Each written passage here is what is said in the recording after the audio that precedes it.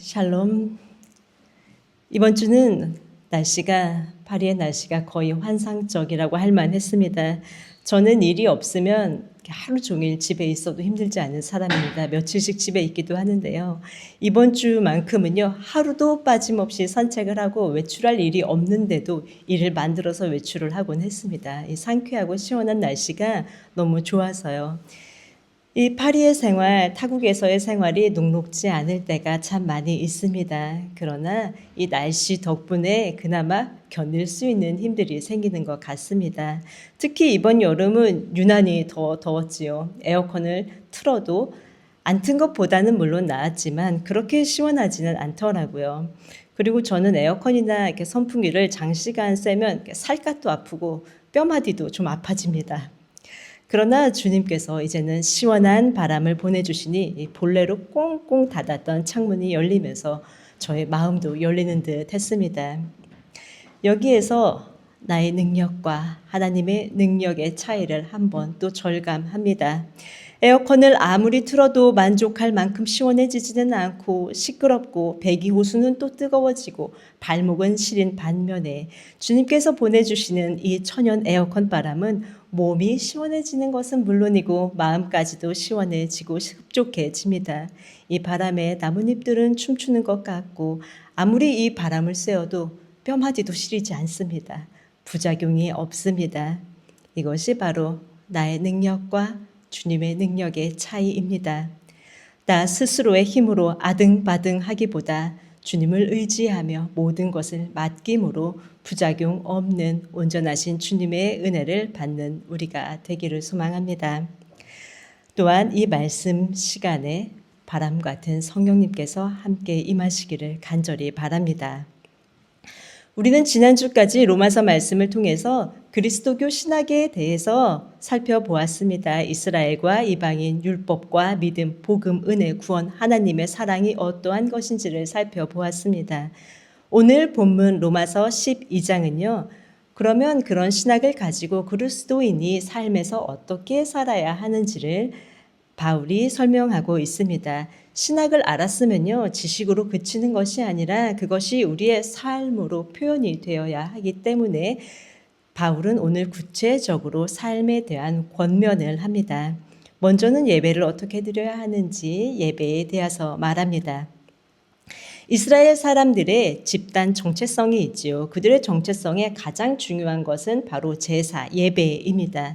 이는 비단 이스라엘 백성에게만 해당되는 것이 아니고요. 고대 때부터 어떤 공동체든지 정기적으로 제사의식, 제의의식을 수행했습니다. 자신의 민족적인 정체성을 확인하려고 또 신에게, 황제에게 충성을 하는 표현이었습니다. 이 의식에 참가한 사람은 그 집단에 속한 일원으로 인정이 되었지요. 이전 시대에는 이스라엘 백성들은 어떻게 제사를 드렸냐면요. 짐승을 잡아서 그 제물을 피를 빼고 태우며 제사를 드리기도 했습니다. 그리고 그 이후에 예수님께서 오시고는 예수님께서 영원한 제물이 되셨습니다. 고대로부터 제의의식은 이토록 중요했는데 그렇다면 예수님이 이제 완전한 제물, 영원한 제물이 되셨는데 그 이후에는 어떻게 우리가 제사를, 예배를 드려야 할까요? 바울은 말합니다. 1절 말씀을 다 같이 읽겠습니다. 형제자매 여러분, 그러므로 나는 하나님의 자비하심을 힘입어 여러분에게 권합니다. 여러분의 몸을 하나님께서 기뻐하실 거룩한 산 제물로 드리십시오. 이것이 여러분이 드릴 합당한 예배입니다. 아멘. 어떤 사람들은 말합니다. 우리가 가장 중요한 것은 믿음입니다. 믿음이고 마음이 중요합니다. 이렇게 말하지요. 맞습니다. 맞는 말입니다. 하지만 바울은 분명히 말합니다. 여러분의 몸을 드려야 한다고요. 믿음은요, 마음으로만 표현되지 않습니다. 몸으로 드러나게 됩니다. 만약에 믿음만이 중요했다면 바울이 이렇게 기록했겠지요. 여러분의 마음을 하나님께서 기뻐하실 거룩한 산 제사로 드리십시오라고요. 주님의 은혜를 받은 사람은요, 말씀과 기도로 점점 거룩해질 수밖에 없는데요. 거룩해진다는 것, 성화는요, 영적인 것에만 주목하지 않습니다. 이 영적인 것, 성화는 또 다른 말로 육화입니다. 성화는 몸으로 표현되어야 합니다. 초기 기독교에는 아직 신학이 정립되지 않았기 때문에 이단들이 참 많았습니다. 그중 하나가 영지주의라는 것이 있었는데요. 영지주의는 영은 선하고 육은 악하다, 완전히 이분법적으로 분리를 했었습니다.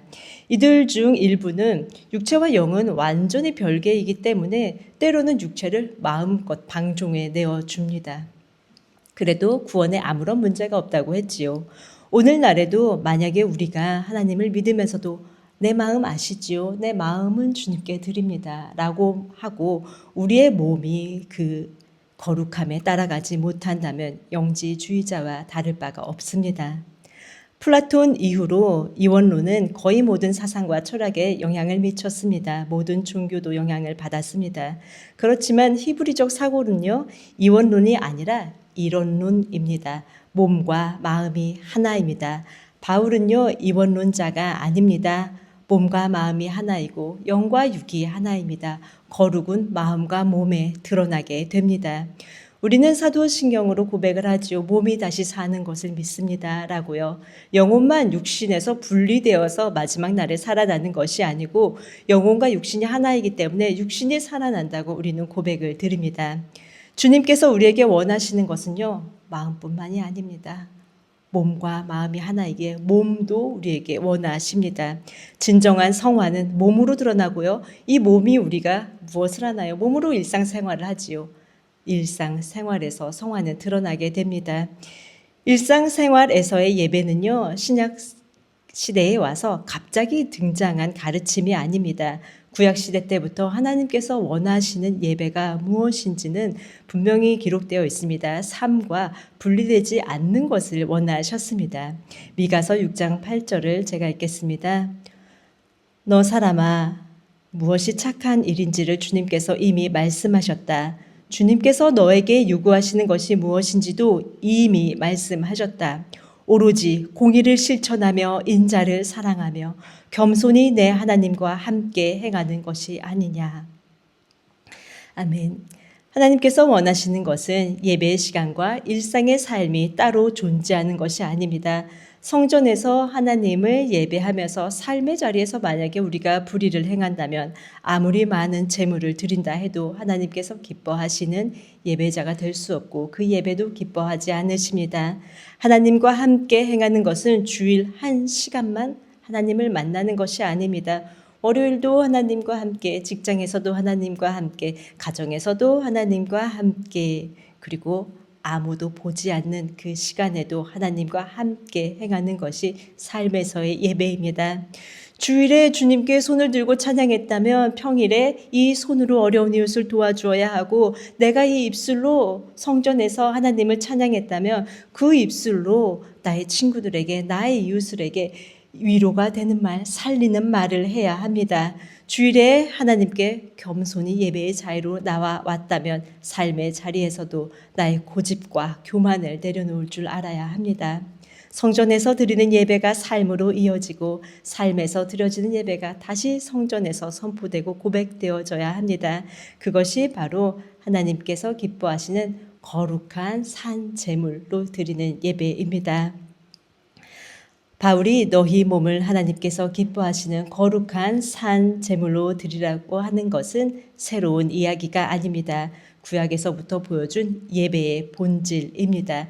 그 본질을 회복해서 우리도 삶 가운데 우리의 몸을 거룩한 산 제물로 드려야 합니다. 그리고 이것이 우리가 드려야 하는 합당한 예배입니다.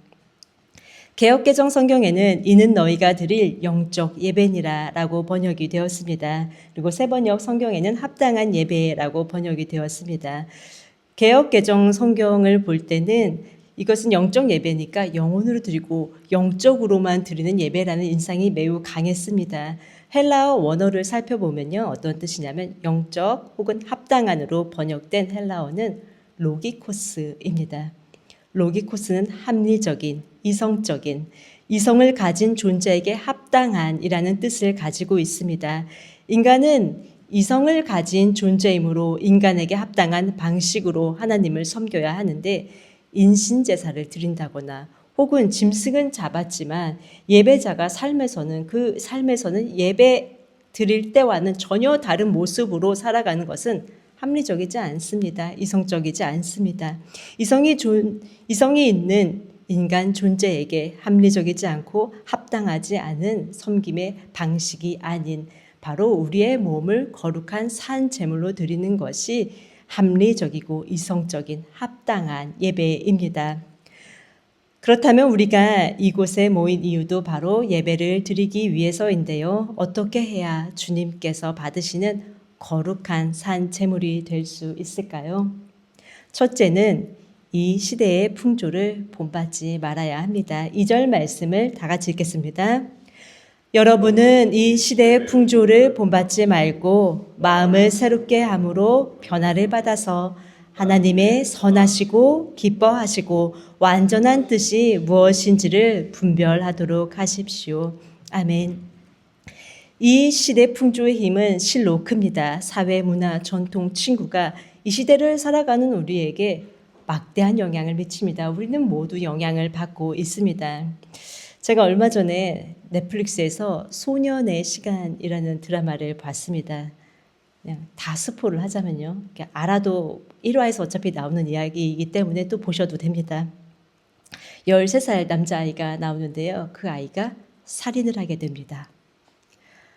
그런데 그 소년의 부모님을 보면은 굉장히 성실하고 인자하신 분들입니다. 그런데 아들이 그런 충격적인 일을 저질러 버렸으니 이 부모님의 삶이 어떻게 되었나요?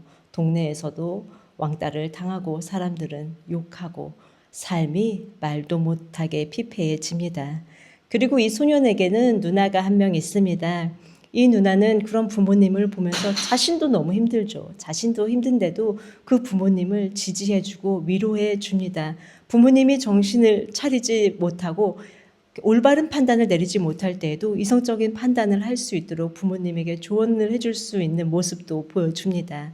이 드라마의 끝부분에요. 참 인상적인 장면이 있습니다.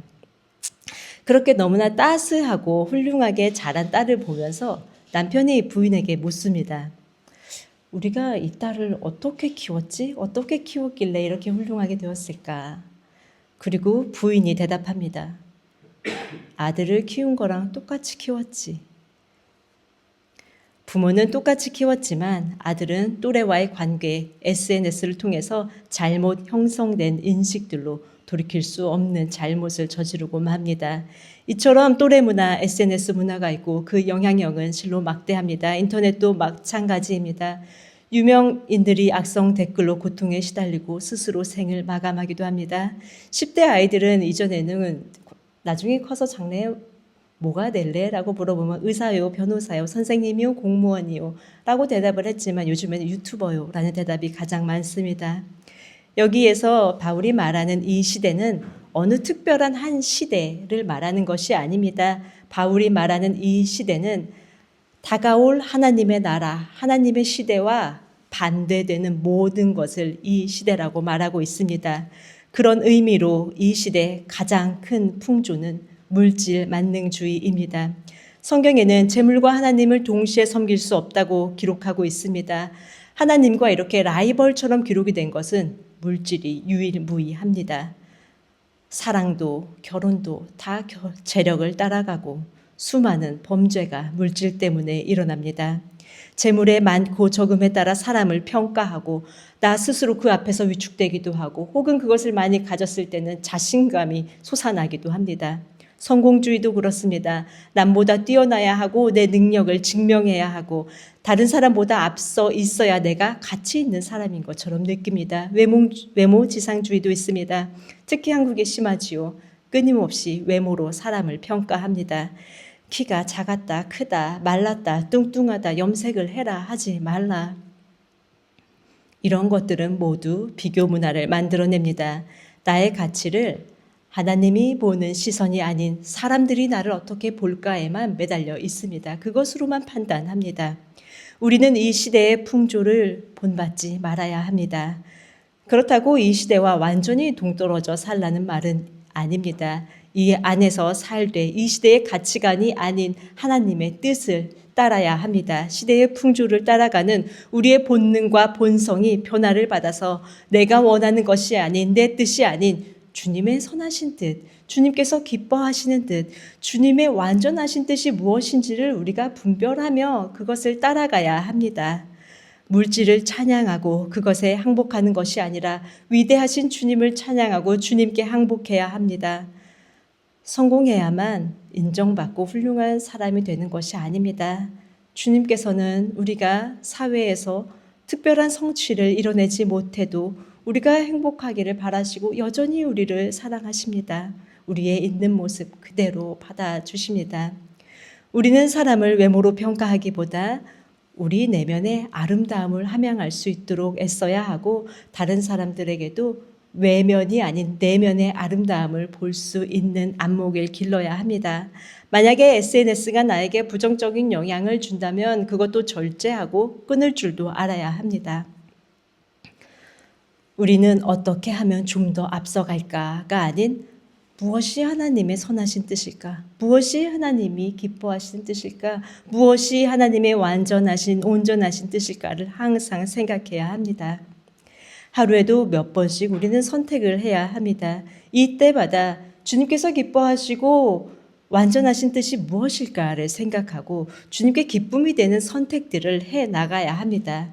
우리의 그 선택으로 주님께서는 기뻐하시기도 하고 슬퍼하시기도 합니다. 이 선택은요, 어떤 거창한 것만이 있진 않습니다. 물론 우리가 큰 결정을 해야 될 때도 있습니다. 선교를 갈 것이냐 말 것이냐, 이민을 갈 것이냐 귀국을 할 것이냐, 이런 것들도 있지만 대부분 우리 일상에서 소소한 선택들에서 주님의 뜻을 분별해야 합니다. 친구랑 대화하면서 어떤 대화를 해야 할지, 나에게 물질이 생겼을 때 이 물질을 어떤 우선순위로 사용해야 할지, 심지어 장을 볼 때도 어떤 것을 사는 것이 주님께 기뻐하고 합당한 것인지 모든 것을 주님께 여쭤보면서 주님과 대화하면서 결정해야 합니다. 큰 선택은 물론 이런 작은 일련의 선택들이 우리 인생을 만들어 갑니다. 하나님의 뜻을 분별해서 선택한다는 것이 처음부터 쉽지는 않습니다. 하지만 시행착오를 겪으며 주님께 묻고 기도드리면 주님께서는 우리에게 점점 더 분별력을 허락해 주십니다. 이 시대 풍조를 따르기보다 매사에 주님의 뜻을 따르심으로 거룩한 재물이 되기를 바랍니다. 거룩한 재물이 되기 위해서는 두 번째, 생각을 지켜야 합니다. 3절 말씀을 다 같이 읽겠습니다. 나는 내가 받은 은혜를 힘입어서 여러분 각 사람에게 말합니다. 여러분은 스스로 마땅히 생각해야 하는 것 이상으로 생각하지 말고 하나님께서 각 사람에게 나누어 주신 믿음의 분량대로 분수에 맞게 생각하십시오. 아멘. 제가 주님의 은혜를 받고 회심한 후에 가장 먼저 했던 것이 짜증 버리기였다고 말씀드렸었는데요. 기억을 하실지 모르겠습니다. 그와 동시에 제가 했던 일이 있습니다. 바로 생각 들이기입니다.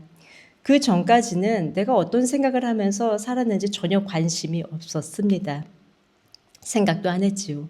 그러나 주님의 말씀을 진지하게 묵상하면서 예수님께서는 이 마음에서 악한 생각이 나온다 하시고, 바울도 하나님의 평강이 마음과 생각을 지켜주신다 하시고, 이 모든 것이 생각으로 시작된다 하는데, 그러면 나는 과연 어떤 생각을 하고 있지? 한번 살펴보기로 했습니다. 그리고 제가 생각을 계속 따라갑니다. 가만히 제 생각을 보니 마트 갈 때 장 볼 것 목록 작성하고 해야 하는 일 계획하고 이런 중립적인 일을 할 때는 빼고요. 참 부끄럽게도 주님께서 싫어하시는 생각만 하더라고요. 저 사람은 왜 저러나 판단하고 정죄하고요. 저 사람은 또 옷이 왜 저런가? 왜 이거는 또 이렇게 했지? 불평합니다. 저 사람 운전은 왜 저래? 사실은 쌀을 씻으면서도 얼마든지 기쁘고 감사한 마음으로 씻을 수도 있거든요. 이렇게 밥을 해 먹을 수 있는 쌀을 주셔서 감사합니다. 쌀을 씻을 수 있는 손이 건강해서 감사합니다. 이 쌀로 밥 해 먹는 모든 사람들 다 건강하게 해주세요 라고 기도드릴 수도 있는데요. 저는 쌀을 씻으면서 이 쌀 상태가 왜 이러냐, 왜 이렇게 이 쌀은 기냐, 이건 짧냐, 왜 이렇게 깨져 있냐, 이런 생각만 하더라고요. 제가 어릴 때 저희 어머니는 매일 방바닥을 쓸고 이 바닥에 무릎을 꿇고 걸레로 닦으시곤 하셨는데요. 그때에 비하면 지금 너무나 편합니다. 진공청소기로 쓱쓱 밀면 되지요. 무릎과 허리 관절을 상하지 않게 청소할 수 있음에 감사하고 청소할 수 있는 공간이 있음에 감사할 수도 있습니다. 그런데 저는 청소하면서 이건 누구 머리카락이야? 왜 이렇게 여기 먼지가 많아? 청소기는 왜 이렇게 무겁지? 회전 반경이 좋지 않아? 이런 생각을 하고 있더라고요. 그리고 또 걱정투성입니다. 아직 일어나지도 않은 일에 모든 것이 다 걱정이 됩니다. 만약에 이렇게 되면 어떡하지? 만약에 저러저러 하면 어떡하지? 정말로 그것이 일어나는 확률은 제가 볼 때는 거의 3% 이하인 것 같습니다. 그런데도 하루 종일 걱정만 하고 하루 종일 불평만 합니다. 그렇게 불평과 근심으로 가득한 생각만 하는 나 스스로를 보니 이것은 그리스도의 영이 임한 사람이 아닙니다. 오히려 항상 기뻐하라, 쉬지 말고 기도하라, 범사에 감사하라는 성경의 가르침과는 정반대에 서 있는 사람과 같았습니다. 주님께서 주시는 아름다운 영혼은 없고 그저 찌들고 힘들고 거친 껍데기로만 가득 찬 것만 같았습니다. 그렇기에 그렇다면 이제 생각을 지켜보자 하고 결심을 했습니다. 불평과 근심을 안 하려면 이것을 안 해야지 하는 것보다 최고의 방어는요, 공격이라고요. 불평하는 것을 방어하기 위해 불평을 안 해야지 보다 오히려 감사로 저의 생각을 채우기로 했습니다. 주님, 하늘이 파래서 감사합니다. 비를 보게 하시니 감사합니다. 오늘도 걸어다닐 수 있으니 너무 감사합니다. 화장실에 물이 잘 내려가네요. 감사합니다. 심지어 소변을 시원하게 볼 수 있게 해주셔서 참 감사합니다. 창문이 잘 닫히네요. 감사합니다. 이런 감사들을 하루 종일 했습니다. 감사를 하다 더 이상 감사의 제목이 생각나지 않을 때는 그냥 주님 감사합니다. 주님 감사합니다. 주님 감사합니다. 그렇게 하지 않으면 내 생각에 순식간에 불평하고 순식간에 원망하고 순식간에 판단을 하기 때문에 계속해서 감사만 되뇌었습니다. 이렇게 하루에 1000번, 2000번도 했습니다. 그런 생각 지키기를 공격적으로 몇 년, 수년을 했습니다. 한순간도 내 생각이 자기 멋대로 흘러가지 않도록 참으로 고군분투했습니다. 몇 년을 그렇게 하다 보니 이제 어느 순간에는 불평의 마음이 잘 들지 않더라고요. 어떤 일이 일어날 때에도 불평보다는 감사의 마음이 먼저 들게 됐습니다. 물론 그것이 제 힘으로 된 것이 아닙니다. 그렇게 고군분투하는 저를 주님께서 불쌍히 여겨주셔서 은혜를 베풀어 주신 것이지요. 그러나 그렇게 오랜 훈련에도 불구하고요, 아직도 때때로는 생각이 제 멋대로 흘러가려고 하기도 합니다. 그러나 처음보다는 훨씬 쉽게 내 생각이 잘못되고 있다는 것을 인지하고 금방 다시 주님께 복종시키기도 합니다. 눈에 보이지 않는 생각이지요. 그렇다고 해서 그것을 우습게 여기면 안 됩니다. 추악한 범죄와 죄악들이 모두 이 생각에서 시작됩니다. 살인, 간음, 도둑질, 거짓 증언, 비방 모두 생각에서 나옵니다. 까마귀가 내 머리 위로 날아가는 것을 막을 수는 없습니다. 그러나 그 까마귀가 내 머리 위에 집을 짓지 않게 할 수가 있습니다. 그것이 우리가 생각을 지키는 것입니다. 이런 나쁜 생각들이 날 때 생각의 꼬리에 꼬리를 물지 않도록 그 생각의 집을 흩어버려야 합니다. 눈을 돌리고 다른 생각으로 감사로 채워야 합니다. 또한 이 생각이라는 것은요, 나한테만 영향을 미칠 뿐이 아니라 다른 사람에게도 영향을 미칩니다.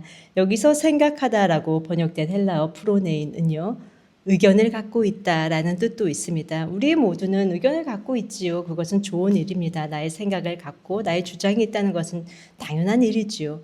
하지만 내 의견이 옳다고 그것만 주장하고 상대방에게 강요할 수는 없습니다. 내 의견만을 밀어붙인다면 그것이 바로 마땅히 해야 하는 것 이상으로 생각하는 것, 마땅히 해야 하는 것 이상으로 내 의견으로 밀어붙이는 것입니다. 가스라이팅입니다. 우리는 경계를 가지고 의견을 나누어야 합니다. 내 생각에는 당연히 내 의견이 다 옳죠. 그건 나뿐 아니라 상대방도 마찬가지입니다. 그렇기에 내 의견으로 상대방을 밀어붙이기보다는 각자 서로에게 스스로 생각할 수 있는 여지를 주는 것이 바로 믿음의 분량대로 분수에 맞게 생각하고 분수에 맞게 의견을 내는 것입니다. 나 스스로 생각을 지키고 이웃에게도 마땅한 부분까지만 의견을 내셔서 거룩한 산 제물이 되시기를 바랍니다. 거룩한 산 제물이 되기 위해서는 셋째, 서로 지체임을 알아야 합니다. 5절 말씀을 제가 읽겠습니다. 이와 같이 우리도 여럿이지만 그리스도 안에서 한 몸을 이루고 있으며 각 사람은 서로 지체입니다. 아멘. 그리스도 안에서 우리는요, 한 몸을 이루고 있습니다. 그리고 지체들은 제 지체들이 떨어져 있지 않지요. 서로 연결되어 있고 상호 의존적입니다. 상호 의존적이라는 것은 제가 달리기를 한다고 할 때 다리로만 달리기를 하지 않습니다. 눈이 길을 보아줘야 하고요. 코로 숨을 쉬어야 하고 폐도 움직여야 합니다. 책을 읽을 때도 마찬가지입니다. 우리가 책을 읽을 때 눈으로 읽는다 생각하지만 손으로 책장을 넘겨야 하고요. 이 손이 책장을 넘길 수 있도록 팔도 지탱을 해주어야 합니다. 아무리 사소해 보이는 일이라 할지라도 이 모든 것이 혼자서는 어렵습니다. 서로 의존적일 수밖에 없습니다. 한 몸의 지체이기 때문에 서로의 도움을 받지 않고는 살아갈 수 없는 것이 우리 그리스도의 공동체입니다. 그러나 어떤 지체는 혼자서 해보겠다, 나 혼자 살 수 있다라고 합니다. 피해주기도 싫어합니다. 그리고 도움을 받으면 자신이 밉보였다고 생각하기도 합니다. 그래서 한 가지 도움을 받으면 난 이것을 반드시 되갚아야만 직성이 풀리는 사람도 있습니다. give and take라는 기본 전제를 가지고 있기 때문에 자신이 다른 사람을 도와줬을 때조차도 다시 그 사람에게 뭔가를 받기를 바랍니다. 대가 없는 은혜와는 거리가 있습니다. 요한은요, 눈에 보이는 형제를 사랑하지 않으면 눈에 보이지 않는 하나님을 사랑할 수 없다고 했지요. 그와 같은 원리입니다. 눈에 보이는 형제에게 대가 없이 도움을 주고 대가 없이 도움을 받을 줄 모른다면 눈에 보이지 않는 하나님에게 대가 없는 은혜, 대가 없는 사랑을 받을 수도 없습니다. 지체들은 내가 하나 주면 하나 받아야 하는 관계가 아닙니다. 서로 도와주는 상호 의존적인 관계입니다. 물론 그 도움들을 당연히 여겨서는 안 됩니다. 고마운 마음을 갖고 고맙다는 말도 할 줄 알아야 합니다.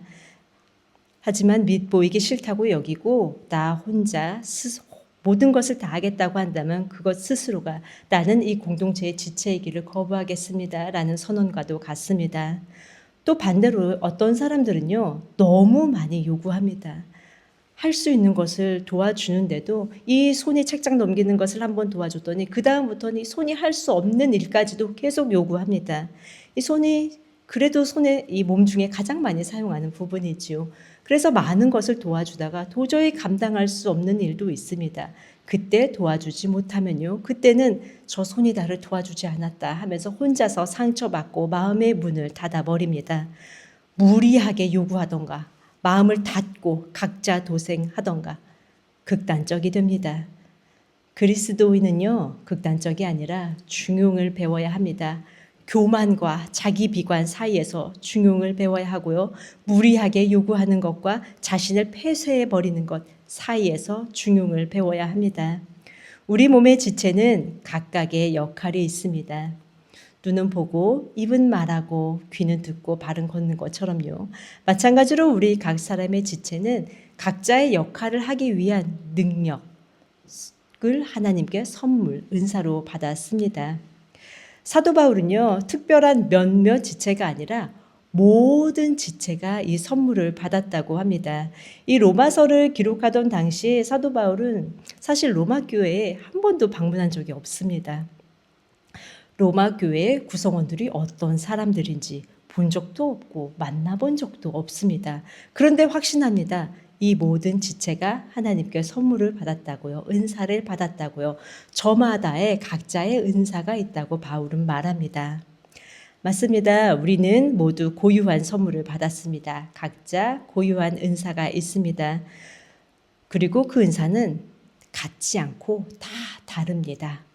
독일의 신학자 요제프 하인츠는 몸의 통일성은 지체들의 다양성에 있다고 했습니다. 그러므로 나와 다른 은사를 가지고 있는 사람들을 보면서 왜 나랑 다르지? 나는 왜 저 은사를 받지 못했지? 하며 부러워할 것도 없고요. 그 사람을 억지로 내 모습을 바꿔가면서 따라할 필요도 없습니다. 나는 내 모습 그대로 하나님께서 주신 나의 은사대로 섬기면 됩니다. 여기에서 선물, 은사라고 번역되는 헬라어 카리스마는 은혜를 뜻하는 카리스에서 왔습니다. 카리스마는 우리가 일반적으로 이렇게 생각하지요. 강한 자신감, 압도적인 존재감, 비범한 통솔력 이런 것이 있는 사람들한테 우린 카리스마 있다고 합니다. 그러나 원래의 뜻은요. 주님께서 주신 특별한 선물이 바로 카리스마의 뜻입니다. 주님께서 주신 특별한 선물과 은혜가 카리스마. 여러분 모두에게는 카리스마가 있습니다. 그 선물 카리스마를 어떻게 사용해야 하냐면 바울은 이렇게 말했습니다. 섬기는 은사를 받은 사람은 섬기는 일에 힘써야 하고 가르치는 은사가 있는 사람은 가르치는 일에 권면하는 사람이면 권면하는 일에 힘써야 합니다. 나누어 주는 사람은 순수한 마음으로 하고 지도하는 사람은 열성으로 하고 자선을 베푸는 사람은 기쁜 마음으로 해야 합니다. 아멘. 여러분은 어떤 은사가 있으신가요? 아직 자신이 받은 은사를 모를 수도 있습니다. 그러나 그것은 하루하루 살아가면서 주님께서 드러나게 해 주십니다. 그 은사를 알고 있다면 그것을 묻어두지 맙시다.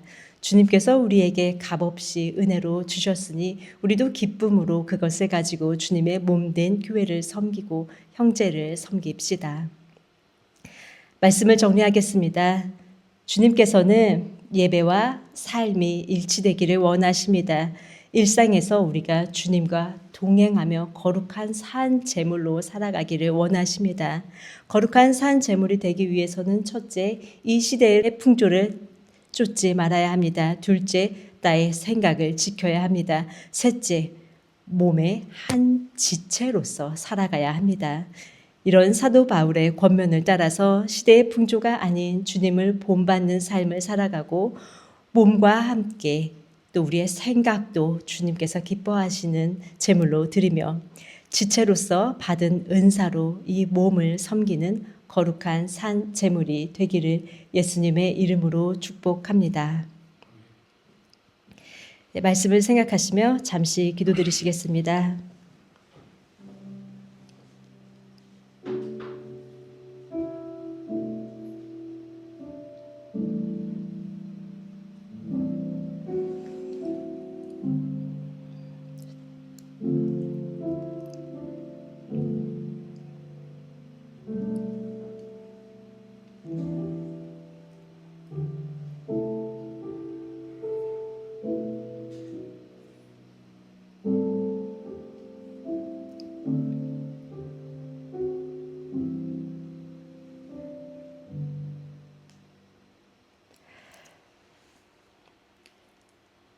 주님께서는 우리에게 거룩한 산 제물이 되라고 하셨습니다. 주님, 우리가 주님 앞에 예배자로 나올 때와 우리의 삶의 모습이 다른 것이 있었다면 주님 앞에 용서를 구합니다.